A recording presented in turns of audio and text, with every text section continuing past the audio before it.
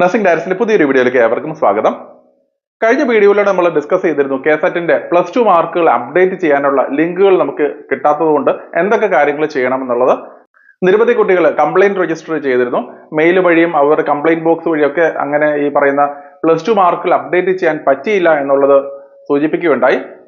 അപ്പോൾ KE എന്ന് പറഞ്ഞിരിക്കുന്ന ലേറ്റസ്റ്റ് ആയിട്ടുള്ള ഇൻഫർമേഷൻ അനുസരിച്ച് റാങ്ക് ലഭിച്ചിരിക്കുന്ന കുട്ടികൾക്ക് നിലവിൽ +2 മാർക്കുകൾ അപ്ഡേറ്റ് ചെയ്യേണ്ട എന്നുള്ള ഒരു ക്ലോസിലേക്ക് അവർ എത്തിയിരുന്നു.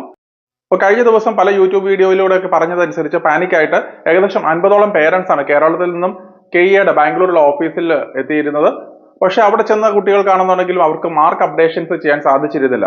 കാരണം KE ഓഫീസ് എന്നുള്ളത് ഏകദേശം ഒരു ചെറിയൊരു സെറ്റപ്പ് മാത്രമാണുള്ളത്. ഏകദേശം 7-8 ജീവനക്കാർ മാത്രമാണ് ഫ്രണ്ട് ഓഫീസിൽ ഉണ്ടാവുക.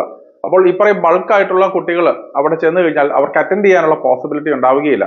അതുകൊണ്ട് വന്ന കുട്ടികളെ ഒന്നും തന്നെ മാർക്കുകൾ അപ്ഡേറ്റ് ചെയ്ത് കൊടുത്തിരുന്നില്ല. വെറുതെ അവര് പോയി വന്നു എന്നുള്ളത് മാത്രമാണ് അവിടെ സംഭവിച്ചത്. ഇന്നലെ KEയുമായിട്ട് ബന്ധപ്പെട്ടപ്പോൾ റാങ്ക് ലിസ്റ്റുകൾ ഉൾപ്പെട്ടിട്ടുണ്ടെങ്കിൽ നമ്മൾ മാർക്കുകൾ അപ്ഡേറ്റ് ചെയ്യേണ്ട ആവശ്യമില്ല എന്നുള്ളൊരു സൂചനയാണ് അവർ നൽകിയിരുന്നത്. അതുപോലെ തന്നെ ഇന്നലെ നാറ്റ റാങ്കുകൾ അപ്ഡേറ്റ് ചെയ്യാനായിട്ടുള്ള ഒരു ലിങ്കുകൾ പുതുതായിട്ട് ഇട്ടിട്ടുണ്ട്. അപ്പോൾ ഇതുവരെയും +2 മാർക്കുകൾ അപ്ഡേറ്റ് ചെയ്യാത്ത കുട്ടികൾക്ക് തീർച്ചയായും നിങ്ങൾക്ക് മാർക്ക് അപ്ഡേറ്റ് ചെയ്യാനുള്ള ഒരു ഓപ്ഷൻ ഇവിടെ നൽകിയിട്ടുണ്ട്. അപ്പോൾ ആ ലിങ്ക് വഴി നിങ്ങൾ കയറി ഈ പറയുന്ന +2 മാർക്കുകൾ അപ്ഡേറ്റ് ചെയ്യാനുള്ള ഒരു അവസരമാണ് ഇപ്പോൾ ലഭിച്ചിരിക്കുന്നത്. അപ്പൊ നാറ്റ സ്കോർ നിങ്ങൾ ടച്ച് ചെയ്യേണ്ട ആവശ്യമില്ല, അത് കർണാടക സ്റ്റുഡൻസിന് വേണ്ടിയുള്ളതാണ്.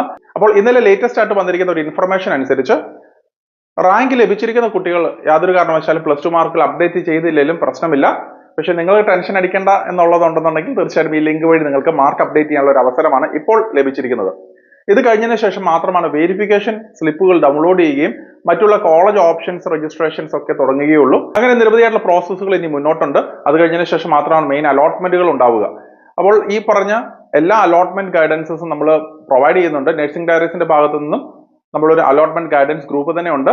അപ്പോൾ തീർച്ചയായിട്ടും നിങ്ങൾക്ക് ചെറിയൊരു ഫീസിൽ നിങ്ങൾക്ക് ഈ പറയുന്നത് പോലെ allotment guidance till admission support വരെയുള്ള അലോട്ട്മെന്റ് ഗൈഡൻസ് ലഭിക്കണം എന്നുണ്ടെന്നുണ്ടെങ്കിൽ ഡിസ്ക്രിപ്ഷനിലുള്ള ലിങ്ക് വഴി നിങ്ങൾക്ക് ആ ഒരു രജിസ്ട്രേഷൻ ചെയ്ത് നിങ്ങൾക്ക് തീർച്ചയായിട്ടും ആ ഗ്രൂപ്പിലേക്ക് ജോയിൻ ചെയ്യാൻ സാധിക്കുന്നതാണ്. അതുകൊണ്ട് തന്നെ നിങ്ങൾ KEയിൽ +2 മാർക്കുകൾ അപ്ഡേറ്റ് ചെയ്തില്ല എന്നുള്ള ഒരു കാര്യത്തിൽ നിങ്ങൾ ടെൻഷൻ അടിക്കേണ്ട ആവശ്യമില്ല. ഇപ്പോൾ നിങ്ങളുടെ ഓൺലൈൻ ലിങ്ക് ഉണ്ട്. അഥവാ നിങ്ങൾക്ക് ചെയ്യാൻ സാധിച്ചില്ലെങ്കിലും റാങ്കിൽ വന്നിട്ടുള്ള കുട്ടികളാണെങ്കിൽ നിങ്ങൾ ടെൻഷൻ അടിക്കേണ്ട ആവശ്യം വരുന്നില്ല. നോൺ കർണാടക കേരള സ്റ്റുഡൻസ് എല്ലാം തന്നെ നമ്മൾ Y-ക്ലോസ് ആണ് ആപ്ലിക്കേഷൻ സമയത്ത് നൽകേണ്ടിയിരുന്നത്.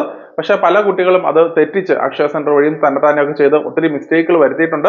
അപ്പോൾ Y-ക്ലോസ് അല്ലാത്ത കുട്ടികളെല്ലാം തന്നെ തീർച്ചയായിട്ടും നിങ്ങൾക്ക് റാങ്ക് ലിസ്റ്റിൽ വന്നിട്ടുണ്ടാവുകയില്ല. അങ്ങനെയുള്ള കുട്ടികൾ തീർച്ചയായിട്ടും നിങ്ങൾ KEയുടെ ഓഫീസിൽ ചെന്ന് നിങ്ങളുടെ ആ ഒരു ക്ലോസ് മാറ്റി നിങ്ങൾ കറക്ഷൻ ചെയ്യേണ്ടതായിട്ടുണ്ട്. എന്നാൽ മാത്രമേ നിങ്ങൾക്ക് അടുത്തുള്ള അലോട്ട്മെന്റ് പ്രോസസ്സിൽ പങ്കെടുക്കുവാൻ സാധിക്കുകയുള്ളൂ. അപ്പോൾ അവിടെ ചെന്ന് 2500 രൂപയുടെ DD എടുത്തിട്ട് വേണം നിങ്ങൾ KE ഓഫീസിൽ ചെന്ന് അതിന്റെ കറക്ഷൻസ് ആക്കാനായിട്ട്. അപ്പൊ അതുകൊണ്ട് തന്നെ തീർച്ചയായിട്ടും നിങ്ങൾ ക്ലോസ് ചേഞ്ച് വന്ന കുട്ടികൾ, ഇതുവരെയും റാങ്ക് വരാത്ത കുട്ടികൾ തീർച്ചയായിട്ടും നിങ്ങൾ KE ഓഫീസുമായിട്ട് നേരിട്ട് കോൺടാക്ട് ചെയ്ത് നിങ്ങൾ അവിടെ ചെന്ന് അതിന്റെ കറക്ഷൻസ് ചെയ്യേണ്ടതായിട്ടുമുണ്ട്. അതും അധികം താമസിയാതെ തന്നെ എത്രയും വേഗം തന്നെ ചെയ്യുക. കാരണം മിക്കവാറും അടുത്ത ആഴ്ചയോടുകൂടി തന്നെ ഇതിന്റെ അടുത്ത നടപടികൾ വെരിഫിക്കേഷൻ സ്ലിപ്പ് ഡൗൺലോഡിങ്ങും അതുപോലെ തന്നെ ഓപ്ഷൻ രജിസ്ട്രേഷനും ഒക്കെ തുടങ്ങുന്നതാണ്.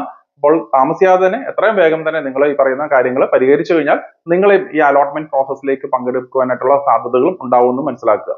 അപ്പോൾ മറ്റൊരു അപ്ഡേറ്റുമായി ഉടൻ തന്നെ കാണാം. നന്ദി.